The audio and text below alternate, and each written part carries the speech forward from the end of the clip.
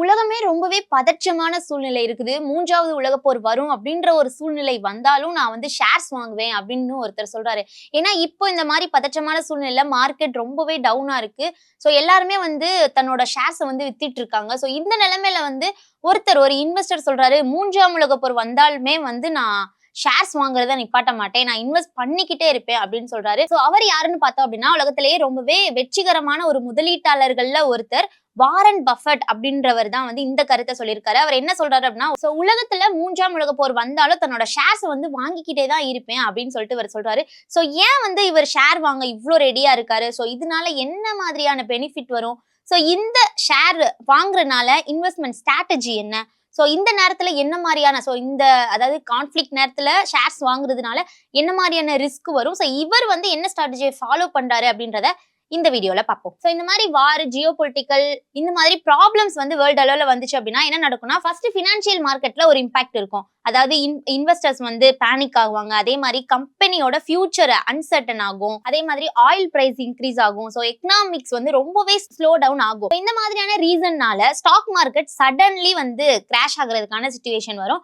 இந்த மாதிரி நேரத்துல பல இன்வெஸ்டர்ஸோட மைண்ட்ல என்ன தோணும் அப்படின்னா, நம்மளோட ஷேர்ஸை வந்து வித்துருவோம். ஏன்னா வந்து நம்மளோட ஷேர்ஸ் வந்து கம்மியான பிரைஸ் ஆயிரும். வந்து மார்க்கெட் ரேட் வந்து இப்ப ரொம்பவே கம்மியாயிடுச்சு அப்படின்னா நம்மளோட ஷேர்ஸும் ரொம்ப கம்மியாயிரும் அப்படின்னு சொல்லிட்டு அவங்களோட ஷேர்ஸை வந்து விற்பாங்க. அதே மாதிரி கம்மியான விலையிலையுமே வந்து விற்க ஆரம்பிச்சுவாங்க.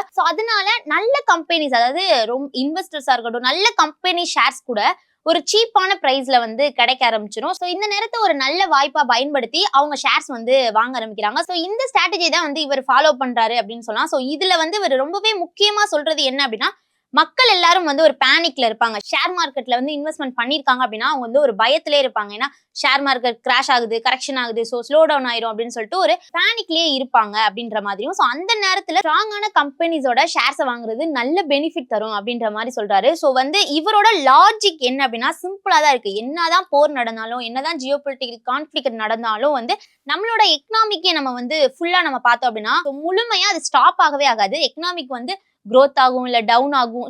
நார்மலா வந்து ஸ்டாப் ஆகவே ஆகாது. நம்ம வந்து வேர்ல்டு வார் 2 இருக்கட்டும், 1 இருக்கட்டும், இந்த மாதிரி நம்ம பார்க்கும் போதும் வந்து எக்கனாமிக்ஸ் திரும்பவும் வந்து அப்டேட் தான் ஆயிருக்கு. க்ரோ தான் ஆயிருக்கு. கம்பெனிஸ் திரும்பவும் தன்னோட பிசினஸை வந்து ஸ்டார்ட் பண்ணதான் ஆரம்பிச்சாங்க. டெக்னாலஜியா இருக்கட்டும், இனோவேஷனா இருக்கட்டும், பாப்புலேஷன் growth இருக்கட்டும். இவை எல்லாமே வந்து எக்கனாமியை திரும்பவும் புஷ் பண்ணதான் செஞ்சுச்சு. எங்கேயுமே ஸ்டாப் ஆகவே இல்லை.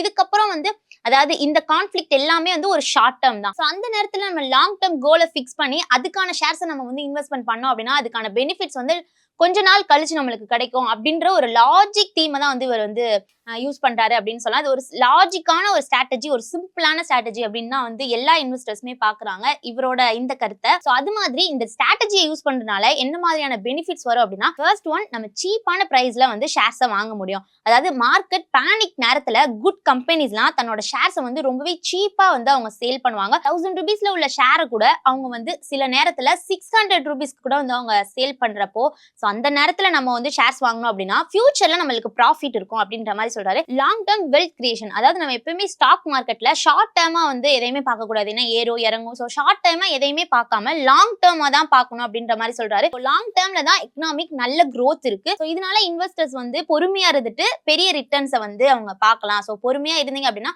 லாங் டேர்ம்ல வந்து பெரிய ரிட்டர்ன்ஸை பார்க்கலாம் அப்படின்ற மாதிரி சொல்லப்படுது. தேர்ட் ஒன் வந்து இன்ஃப்ளேஷனை ப்ரொடெக்ட் பண்ணலாம். என்ன அப்படின்னா, கேஷ் வந்து நம்ம கையில இருந்துச்சு அப்படின்னா அதோட வேல்யூ குறையும்.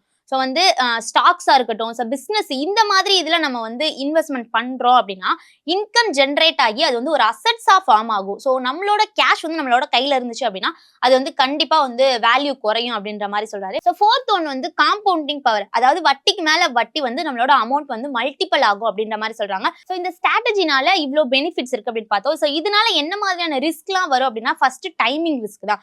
மார்க்கெட் கிராஷ் ஆனாலும் அது வந்து கீழே கூட போகலாம். நம்ம மேல வரும். ஏன்னா லாங் டேர்மா பார்த்தோம் அப்படின்னா அது கொஞ்சம் பீரியட்ல வந்து அது கீழே போகலாம். அப்ப நம்ம பேனிக் ஆகாம இருக்கணும் அப்படின்ற மாதிரி சொல்றாங்க. ராங் கம்பெனியை நம்ம சூஸ் பண்ணக்கூடாது. சில கம்பெனிஸ் தன்னோட ஷேர்ஸ் வந்து லாஸ் ஆயிடுச்சு அப்படின்னா வந்து க்ளோஸ் பண்ணிடுவாங்க. அதே மாதிரி பிசினஸ் வந்து அவங்களோட கொலாப்ஸ் ஆயிரும்.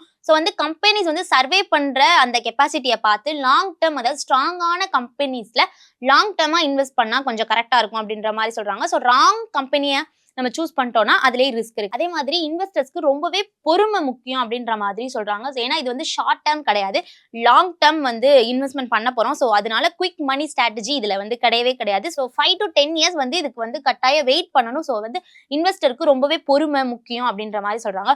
ஸோ ஓவராலா வந்து வாரன் பஃபட் என்ன சொல்றாரு அப்படின்னா ஸ்ட்ராங் கம்பெனிஸ்ல தன்னோட ஷேர்ஸை வாங்குங்க. அதே மாதிரி லாங் டேர்ம்க்கு வந்து அதை ஹோல்ட் பண்ணுங்க.